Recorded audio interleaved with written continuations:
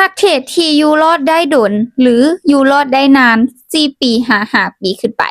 เขาเจ้ามีวิธีแบบใดเดี๋ยวมื้อนี้คิมจะพาทุกคนมาเบิ่งเคล็ดลับของนักเทรดที่อยู่รอดได้ดนและอยู่รอดได้ยาวมีกำไรเกือบว่าทุกมื้อในการเข้าตลาด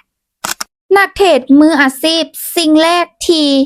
เขาเจ้าคำนึงบ่แม่นกำไรภายใน1มื้อหรือ2มื้อ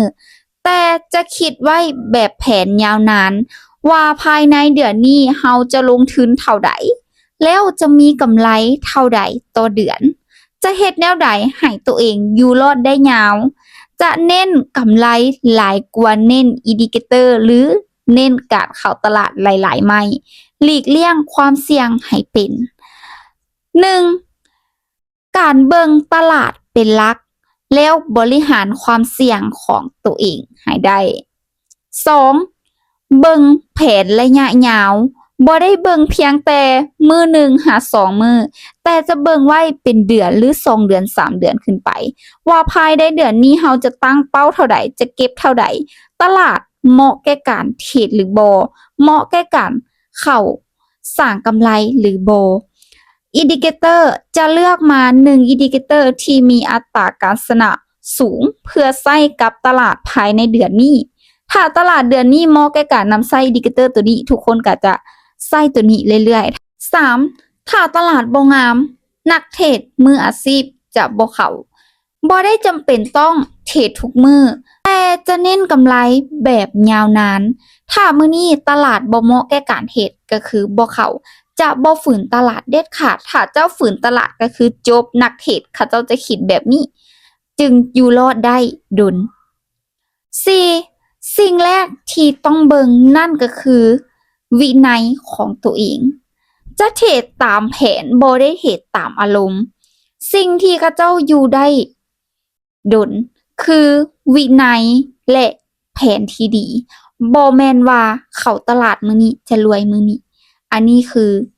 สิ่งหลักๆเลยแหละ 5. ถ้ากรณีเฮาติดลบกับตลาดเพิ่นจะบ่นำเงินที่เสียไปภายในเวลานี้หรือชั่วโมงนี้เด็ดขาดแต่จะกลับมาจดบันทึกแผนการเพื่อจะแก้พอร์ตภายในอนาคตหรือว่าภายในมื้อหน้าว่าเฮาผิดพลาดในจุดนี้ตลาดเป็นแบบใดตลาดเข้าบ่ได้หรือว่าเฮาบ่ได้นำใช้อินดิเคเตอร์หรือบ่อันนี้จดไว้หรือว่าโน้ตไว้แล้วมามื้อต่อไปโอเคสิ่งที่เฮาผิดพลาดคือการเข้าตลาดแบบนี้การนำใช้อินดิเคเตอร์กับตลาดที่บ่แท้เหมาะเฮาก็ปรับเปลี่ยนการจดบันทึกถือว่าเป็นสิ่งสำคัญเลยทุกคนเพื่อจะเฮ็ดให้เฮากลับมาปรับปรุงปรับเปลี่ยนการเทรดใหม่ให้มีประสิทธิภาพหลายขึ้นนั่นเองแล้วสิ่งที่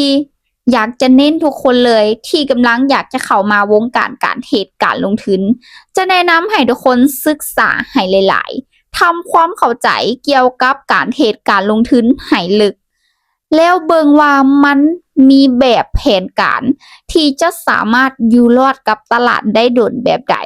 บ่ต้องคิดที่อยากจะเอาชนะตลาดด้วยวินเลทที่สูงแต่จงคิดว่ามื้อนี้เฮาจะเก็บกำไรเท่าใดเพื่อจะอยู่รอดแบบยาวนานจนกว่าภายในเดือน1หรือ2เดือนจะได้กำไรตามเป้า